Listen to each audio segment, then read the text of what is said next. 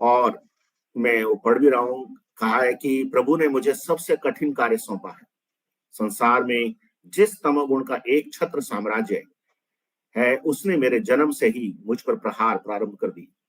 जिस समय मेरी उम्र करीब 2 साल 9 माह की होगी, इस शक्ति ने अमानवीय तरीके से पिताजी का साथ छीन लिया। मेरे सहित मेरी पिछली 7 पीढ़ियों में एक ही नर की उत्पत्ति होती आई है, और वह भी एक पुत्र के होते असमय में काल के मुख में चले जाते। इस प्रकार पिताजी के चले जाने के बाद एक बुढ़ी दादी और माताजी के सिवाय संसार में मेरा अपना कोई नहीं था। दादी भी 3-4 साल बाद चल बसी। सामाजिक मृत्यु भोज की कुरीति के कारण पिताजी और दादी जी के मृत्यु भोज में पशुधन और जेवर सब बिक गया। केवल मैं और मेरी माताजी, 2 असहाय प्राणी, नितांत दरिद्रता की स्थिति में बच रहे। रहने को एक झोपड़ा और एक कच्ची मिट्टी का घरौंदा मात्र था। इस प्रकार संवत 1990 की भारी बारिश में सारे मकान गिर गए। दरिद्री के कारण उन्हें बनाने का सारे कार्य मेरी माताजी को स्वयं करना पड़ा।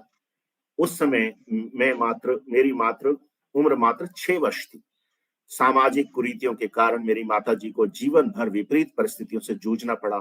अकेली विधवा अबला ने जिस प्रकार जीवन बिताया, उसके कई विशिष्ट क्षण मेरी याद में आज भी वैसे ही अंकित हैं। उनकी याद आते ही सिहर उठता हूं।